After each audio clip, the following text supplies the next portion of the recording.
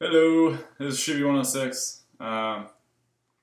I built a Air 15 over the last couple of months, gathering all the parts that I really wanted for this build. Uh, I really made something that is accumulation of all the parts that I really wanted. Spent a good amount of money, and that's really the only reason I want to show you guys, just because uh, it's pretty nice. So, anywho. I'll just tell you why I chose a couple of things, and maybe that'll help you choose the things that you did. I ran into a couple of things that I wasn't really expecting and stuff. So, anyways, I'll just do a little rundown. I got my last little box from LaRue Tactical today with my optics. So, the big debate over kind of expensive builds is your optics. I mean, some other things, but I mean, the big closing deal is optics, and for the same high kind of price range you're going to spend in for a red dot, at least it's kind of like one or the other for Aimpoint or EOTech. So, Primary Arms has some good EOTech deals on there, and of course, the LaRue is known for their T1 mount and that optic. So. They're both kind of in the same price range, and I chose the T1 from LaRue. That just got here. They send goodies. So there's the dry rub. Sent a hat. That's cool. Your bottle opener. Beverage entry tool there. And then some other stuff that comes with the optic. I didn't get the DVD. Some people get the DVD, but some stickers also. And some constitutions. But anywho, let me try to run through this really quick and then tell you a couple of things. So, anywho, this is the Air 15 I built. It's empty, just so you can see. Nothing's in there, blah, blah, blah. Nothing's in there. Okay, this was empty mag. So anyways, I got B5 Enhanced Stop Mod buttstock here. I really like it. It's got a good cheek weld on both sides. Good bit of rubber on there, and it's like the soft kind of rubber. It's not like the Magpul's kind of hard in there. It's got a QD swivel here. I don't have one. I was going to put the ASAP sling attachment on here, but I thought, there's a QD attachment there, so there's no really point to. It's got your compartments there, and I got the CR123 batteries in there for, the Surefire light. As far as the upper receiver goes, this is from Bravo Company, and it's their Blim. It's like $70. I swear to God, this thing came with absolutely no scratches on it at all. I think they must be, the surplus or something, and they must re-anodize them and mark them or something. It doesn't have the BCM logo on there, but actually on the front of the receiver there, if you're looking at the gas port, it's actually stamped on there, so it does say BCM on there. Regardless, it was $70. You can't really pass up that deal, and it was, and it looks amazing. There's absolutely no wobble in this thing. It is really, really tight, so that's awesome. I guess on that note, I got a BCM full auto bulk carrier group. Everybody knows the deal with those. Really popular, really nice. There's a BCM gunfire charging handle. This is the mod 4. You got the larger one on the other one, and I think it's just nicer to have not such a bulky latch on it. But anywho, the Magpul BID lever right there. Got the K&S anti-rotation pin kit. I really didn't see a need for that until I was, plinking around with my other one, and it does actually make a difference. But anywho, the lower parts kit on this is a Palmetto State Armory, but I have a Rock River 2-stage trigger in here, so it's really just the pins and springs and stuff for the lower parts. It's a Magpul Mag grip here. They have plenty of different inserts that you can get. If I can open it, the standard one that comes with it is an oil bottle, which is actually a pretty good idea. So I'll just leave that in there. On that note, this was a very difficult grip to put on. It was very, very tight. I actually held the receiver and like smacked it against the thing just because I didn't have a mallet. But it was very, very tight fitting to the receiver, which isn't a big deal at all once it's on there. You know, that's nice, but you know, that's that. So kept a little grip there, and it's actually really nice. I'm not sure if I like this little stubby bottom on here yet, but you know, overall the grip's nice. So the lower receiver is a Delton. It's a 556. Geez, what do you call that? Forged lower. I don't care what you say. There is absolutely no point of getting a really expensive billet receiver. It's just no point.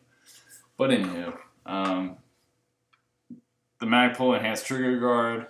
That's always nice. It really does make a difference having a nice bit of room there in the trigger.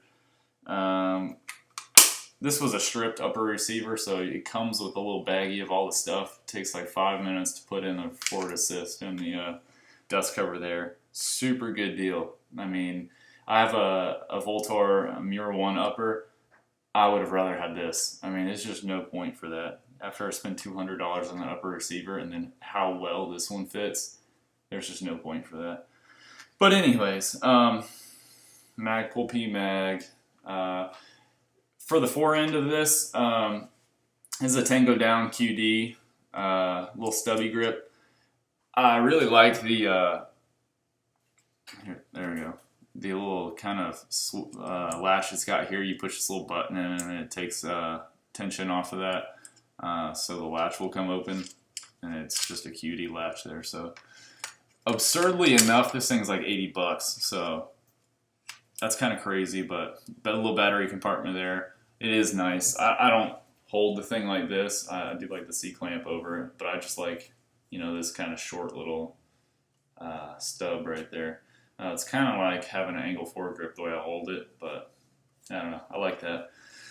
Anyways, I was not going to put a light on this, and it's kind of in an odd position, but just because the way I hold it, it's convenient for me to do it like that.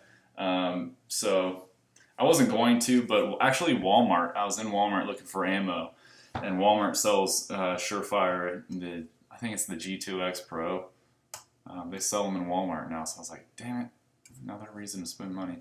So anyways, I got that. It's like, this is the 2-setting one, and if you look on Surefire's details in any videos, the G2X has a million different, you know, calibrations for it. Some people say it's one thing or another. Anyways, this one is like a 30 lumen first tap, and you can constant on it, but you can tap it, and it's like 30 lumens, and then if you double tap it, it's 320, so it's really fucking bright. But anywho, the fore end on this thing is a Midwest Industries Gen 2 SS handguard. I'm only going to say this just because I was pain in the ass finding any information on this, but because I mean I don't see a lot of stuff on YouTube about it.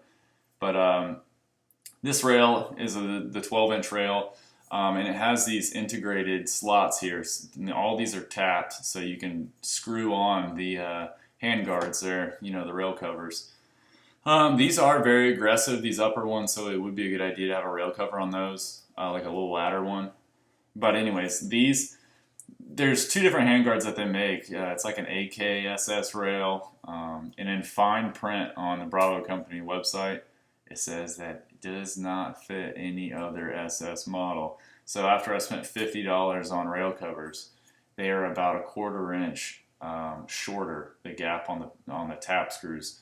So check out the very fine print on the website before you order the handguard panel. So I'm like on a 2-week kind of, you know, setback of getting those handguards swapped out for the other ones, because it was in fine print there and I couldn't really see that. But anyways, they have them for the AKSS one. I want to say that's a name for it, but and then they have like the hand stop and panel combo that you can get for specifically for this rail. And the difference is these tapped pin spots on the rail covers that you put on there are slightly farther apart, so they really don't fit.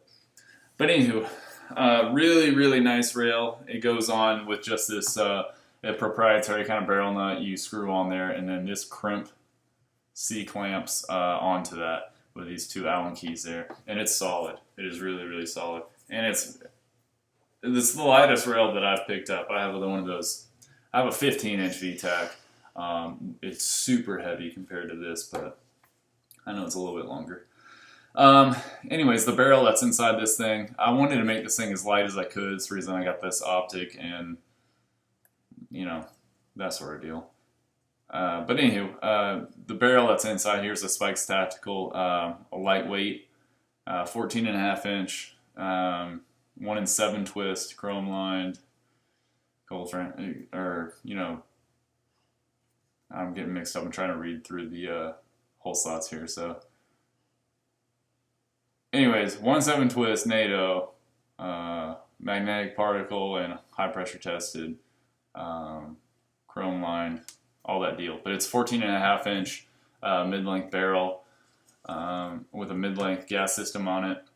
Low profile Bravo Company gas block inside there. To the nose of this deal, I got the VTAC light, offset light attachment there. Holds a Surefire. You take the insert out on this one to fit this light, and it's solid on there. And then, of course, per law, I've got the pinned and welded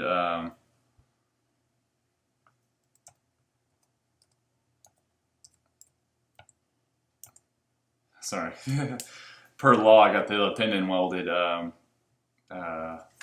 muzzle brake on there. The reason I chose this muzzle brake isn't because it's cool or anything like that.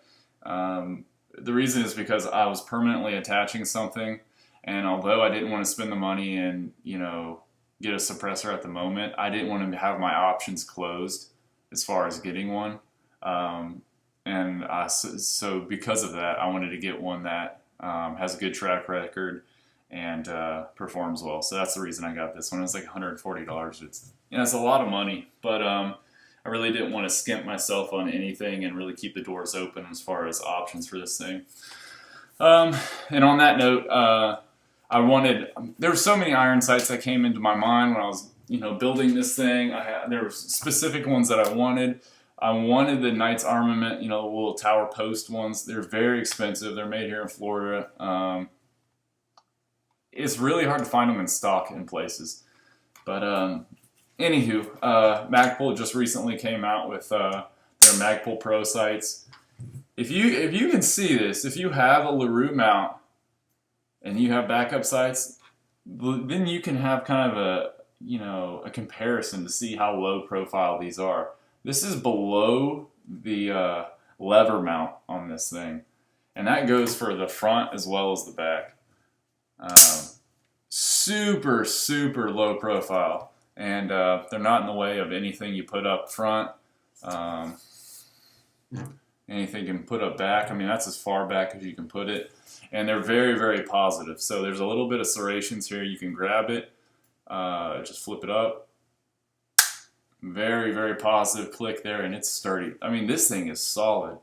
And then there's the little aperture, little positive click, and it's not, it's not wobbly at all. So this is both the front and the rear are adjustable. They've got these little turrets on there, and they're fully adjustable, the front and the back. If I can, yeah, the knobs on this side, you can see there. And there's little serrations right about there where you can line up and see how many notches you're going to the left or to the right. So those are really nice sights. I mean, super, super, super positive, very sturdy. They're expensive, and I think because of the A2 sight, a lot of AR-15s have the standard A2 triangle up front. A lot of people are only picking up the rear sight, and it's really hard to find this one in stock. So I just happened to have a gun shop back home that had them both, so I grabbed them. Super nice. Very light and sturdy sights, so that's why I picked that.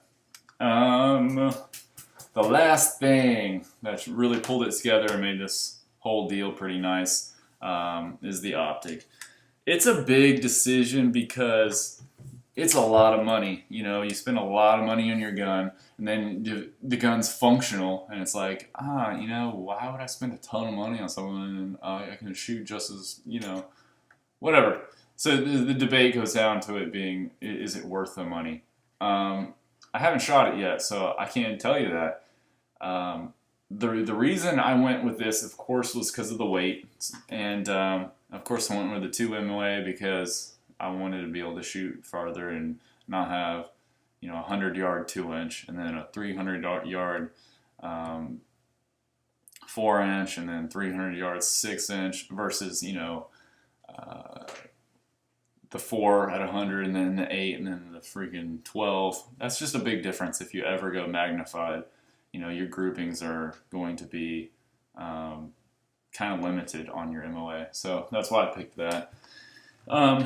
The thing that had me confused at first was, if you look, a lot of videos, people will be like, you know, I got the LaRue mount with the T1 or the T2, I mean the T1 or the H1 or whatever. This is the one that you see, well, at least for the most part. You'll see a lot of people running this, and it's just the LaRue mount. So I went on their website. I wanted, of course, at first I was like, I want a true co-witness. I want an absolute co-witness, because their flip ups, when they're down, they're not going to be in the way. So I'm not worried about it being having a fixed sight up front and it always being in the way. So I wanted the true co-witness, so I could, you know, flip them up. So on their website, there's the little numbers there. There's pictures in their gallery. This is the only one that shows up on the gallery. Okay, so you're like, I want the absolute co-witness, and it's going to look like this. So I'm Googling, you know, when you get the fever, you're always looking at pictures and stuff like that. So I Google it, and I Google T1 absolute co-witness LaRue mount, and it comes up with this one that's, and you may have seen it, that has a very thin, milled out base here. It's like almost on a T-piece. And I was like, shit, I don't want that. I want it to look like this. I want a nice, firm, solid, and not that one's not solid, but I mean, this is just solid. Even looking at it, you know that this is solid. So I look on their website, and it really is. It's a whole different base, you know, in entirety. It's a different mount. So I emailed the guy, and he switched it to the lower 1/3 mount. So it ended up being a better deal, because the flip up irons, they are in view at the lower 1/3. It's plenty of sight posts to see, and it's higher up, you know, so your cheek weld doesn't have to be, you know, neck breaking. I got a long neck, so anyways, I'll try to show you just to see. There's no way you're gonna be able to see that. Actually, you can see the front sight post in there. So that it would be where it's at 1/3. You're looking through it, and then as you can see, plenty of room. So anyways, that won me on that. Just keep in mind when you're ordering the mount, if you get it in and you wait the really long back order time, and you get that little T-piece kind of mount, you're gonna be like, shit, I thought it was gonna look different than this. So there is different ones, so just keep it in mind. There are several different mounts for this optic. Anyways, so this is the LT660, I believe, this mount. Anyways, a little bit on the optic. I chose it, of course, because I wanted it for the weight. I wanted the 2 MOA. And I wanted magnification options in the future. So the EOTech has that, yes, but I just felt like for distance shots, you know, the 65 MOA is just too much in the way. Even in kind of close range stuff, I just feel like there's a lot to obscure your field of view. And you know, it's personal preference. Some people may not think so, but that's just where I kind of stand on that. Battery life, there's a couple other things, and let me know if I'm wrong, but anyways, battery life is like years. You know, it's years, 600 hours or something. I don't know, maybe that's wrong, but I know it's years. It's like 6 years or something left on. So That's pretty crazy. I like that idea. You know, you can get 3 batteries and it'll last the rest of your life. So, anyways, that's that. And the other thing was the warranty. Now I heard this somewhere else. I'm not going to base this, solely on that. But I mean, I know Aimpoints is a lifetime warranty. But I heard the EOTech is like a limited 2 years. So that at $680 makes an enormous difference. You don't want to spend that kind of money, have any kind of malfunction with it, any kind of problems with it, and not be able to get your money out of it. Not be able to have that support that you want. So, anyways, that's where I'm at. I wish I did this in the first place. So, everybody out there that's building AR-15s that are, they're building one to build one is fine. I mean, if it doesn't bother you at all. But once you get the fever, anybody out there that collects guns has a fever. All right, and if you get the fever, you're gonna wish. You're always going to want to upgrade it. It's kind of like people in their trucks or their cars or whatever.